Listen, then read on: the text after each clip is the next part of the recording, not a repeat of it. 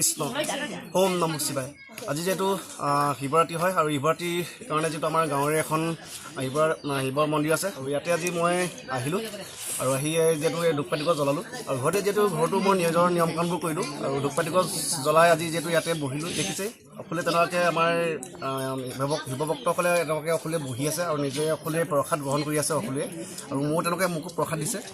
মোকো প্ৰসাদ দিছে আৰু তেনেকৈ চাহখন দিছে আৰু এতিয়াও দেখিছে আপোনালোকে আৰু যিটো মন্দিৰৰ ভাগত বহুতখিনি যথেষ্ট ভিৰ হৈছে অকণমান কেমেৰা দি পেলাই ঘূৰাই দিব লাগে আৰু সেইফালে দেখিছে আমাৰ দুগৰাকী আমাৰ বাইদেউগৰাকী এইফালে যিটো আমাৰ প্ৰসাদৰ ব্যৱস্থা কৰিছে দেখিছে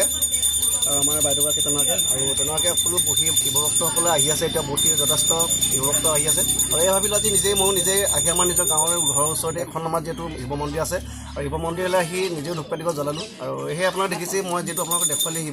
শিৱ মন্দিৰখন আমাৰ নিজৰ গাঁৱৰ খুব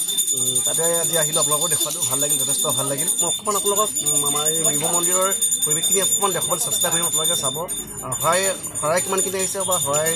ক'ত ভগাইছে বা আমাৰ ইয়াৰ শিৱ মন্দিৰখনৰ আমাৰ ভক্ত কিমানখিনি আহিছে এইখিনি মই আপোনালোকক এই ভিডিঅ'ৰ জৰিয়তে দেখুৱাম পৰিৱেশখিনি দেখুৱাম আপোনালোকে ভিডিঅ' স্ক্ৰীনটো একেলগে চাবচোন আৰু পৰাপক্ষত আমাৰ এইখন শিৱ মন্দিৰ আমাৰ খুৰাজনে যিটো আয়োজন কৰিছে বছৰে বছৰে যিটো এইখন শিৱ মন্দিৰটি বহুতখিনি ভক্ত আহে আমাৰ গাঁওখনৰ নহয় আমাৰ গাঁওখনৰ ওচৰে পাঁজৰে থকা যিমানখিনি গাঁও আছে সকলো ইয়ালৈ আহি ধূপকাঠি গছ জ্বলায় আৰু নিজৰ মনৰ কথা ইতি কৰে আৰু এতিয়া যিহেতু চাহখন খাই লওঁ দিছে লাল চাহ আৰু লগতে প্ৰসাদ এয়া প্ৰসাদ আৰু এয়া লাল চাহ মানে মহাদেৱৰ প্ৰসাদ হিচাপে খাই লওঁ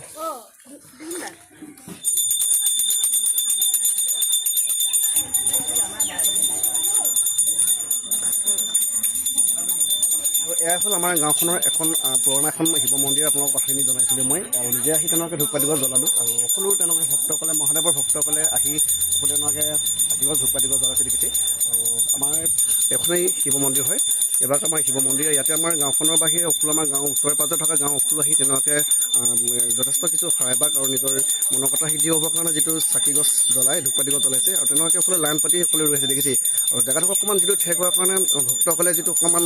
থিয় হ'বলৈ পৰিছে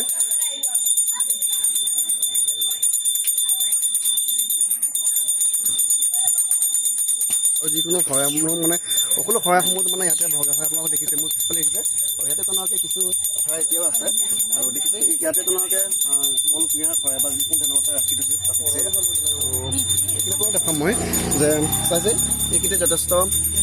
শৰাইসমূহ তেনেকুৱা ৰখা আছে জেগাডোখৰ মই আপোনালোকক পুনৰবাৰ কৈছোঁ যিটো অলপ ঠেক হোৱাৰ কাৰণে তেনেকুৱাকৈ সকলো শৰাইসমূহ ইয়াত সাজু কৰি ৰখা হৈছে আৰু যথেষ্ট শৰাই আহিবলৈ আছে এতিয়াও আহি আছে আৰু দেখিছে এয়া হ'ল আমাৰ গাঁওখনৰ এখন পুৰণি শিৱ মন্দিৰ আৰু নিজে আজি অহাৰ কাৰণে আপোনালোকক দেখুৱাইছোঁ যে আমাৰ মন্দিৰখনৰ পৰিৱেশখিনি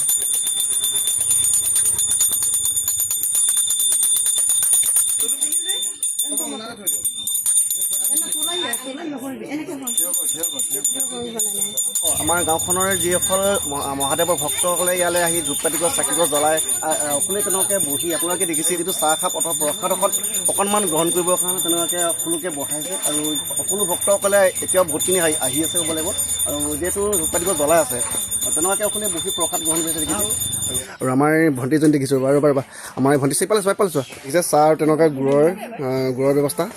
কৰিছে আৰু বাকী অকলে তেনেকুৱাকৈ যিটো প্ৰসাদ বিতৰণৰ কাম চলি আছে বৰ্তমান আৰু এয়া হ'ল আমাৰ গাঁওখনৰ এখন শিৱ মন্দিৰ আপোনালোকক কথাখিনি জনাইছিলোঁ মই আৰু নিজে আহি তেনেকুৱাকৈ ধূপকাঠি গছ জ্বলালোঁ আৰু সকলো তেনেকুৱা ভক্তসকলে মহাদেৱৰ ভক্তসকলে আহি সকলো তেনেকুৱাকৈ ধূপকাঠি গছ জ্বলাইছে দেখিছে এখনেই শিৱ মন্দিৰ হয় এবাৰ আমাৰ শিৱ মন্দিৰ ইয়াতে আমাৰ গাঁওখনৰ বাহিৰে সকলো আমাৰ গাঁৱৰ ওচৰে পাঁজৰে থকা গাঁও সকলো আহি তেনেকুৱাকৈ যথেষ্ট কিছু শৰাইভাগ আৰু যিটো চাকি গছ জ্বলাই ধূপকাঠি গছ জ্বলাইছে আৰু তেনেকুৱাকৈ সকলো লাইন পাতি সকলো ৰৈ আছে দেখিছে